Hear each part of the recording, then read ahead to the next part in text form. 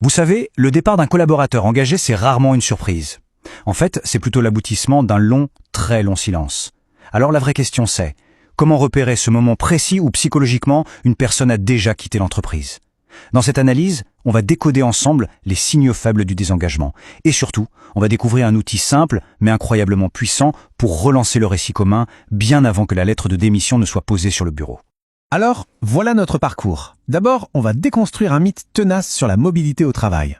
Ensuite, on va se poser la question clé, c'est quoi le vrai moment du départ? Puis, on plongera au cœur de nos besoins psychologiques fondamentaux pour enfin découvrir un outil très concret, un entretien bien particulier qui peut vraiment tout changer. Et on terminera en voyant comment tout ça, ça redéfinit complètement la fidélité. Allez, on commence tout de suite par s'attaquer à une idée reçue, une idée qu'on entend partout, celle qui dit que la fidélité à son entreprise, c'est de l'histoire ancienne. Ah, cette phrase, on l'entend tout le temps, n'est-ce pas? C'est presque devenu un mantra, une sorte d'excuse un peu facile pour justifier le turnover. Mais si en réalité ce mythe cachait une vérité bien plus inconfortable pour les organisations? Parce que oui, la réalité est beaucoup plus nuancée que ça. On adore opposer les job hoppers, ceux qui changent tout le temps, aux fidèles. Mais dans les faits, les chiffres nous montrent que les frontières ne sont pas si claires. La question n'est pas tant combien de temps les gens restent, mais plutôt qu'est-ce qui les fait vraiment rester ou commencer à se détacher. Et pour ça, ce chiffre de l'INSEE est très parlant. Regardez bien. Un tiers des 25-49 ans a plus de 10 ans d'ancienneté dans sa boîte. Un tiers. Ce n'est pas un petit détail, c'est la preuve que le besoin de stabilité et d'engagement n'a absolument pas disparu. Le vrai problème, ce n'est donc pas la mobilité, mais ce qui la déclenche. Et ça nous amène pile au cœur de notre sujet. Il faut changer de perspective. Le vrai enjeu, ce n'est pas la rétention, c'est la connexion. Ça, c'est la question par défaut. C'est une posture défensive. C'est un peu comme essayer de mettre des rustines sur un pneu qui fuit sans chercher à comprendre pourquoi il y a un trou. On traite le symptôme, c'est-à-dire le départ, mais on ignore complètement la cause, le détachement. Voilà. Là, on tient la question qui change tout. Il faut déplacer notre regard du départ physique, de l'acte de démissionner, vers ce qui se passe avant, le détachement psychologique.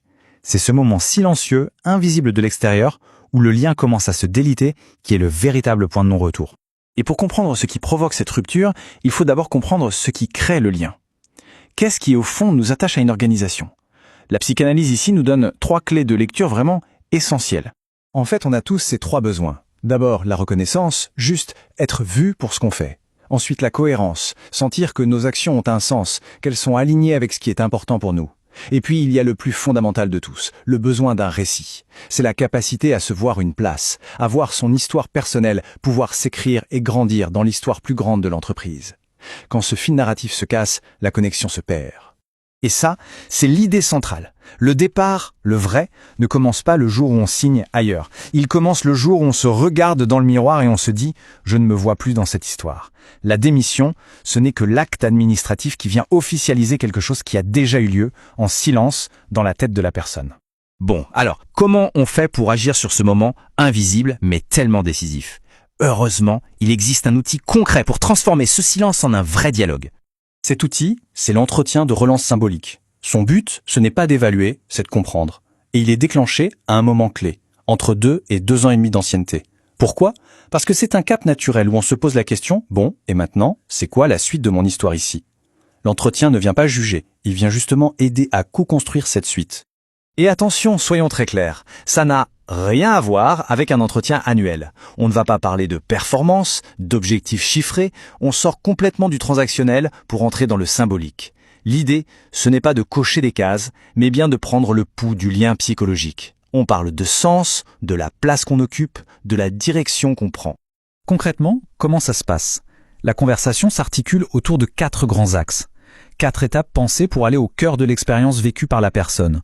Son récit, son désir, la reconnaissance qu'elle ressent et sa capacité de projection.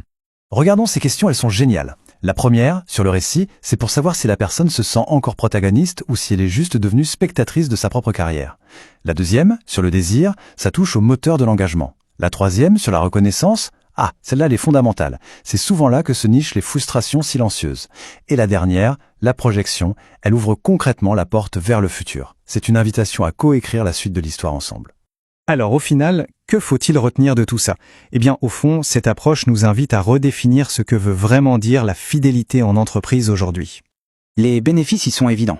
On arrive à capter le désengagement à sa source, avant qu'il ne soit trop tard. On offre un espace de reconnaissance qui, en soi, est déjà réparateur. On donne à la personne les clés pour relancer sa propre histoire au sein de l'entreprise. En gros, on remplace une rupture qu'on subit par une conversation qu'on choisit. Et c'est vraiment le message final.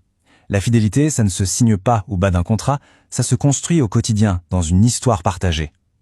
Les organisations qui comprendront que leur rôle n'est pas seulement de gérer des ressources, mais d'être des éditeurs d'histoires pour leurs équipes, eh bien ce sont elles qui construiront les liens les plus forts et les plus durables.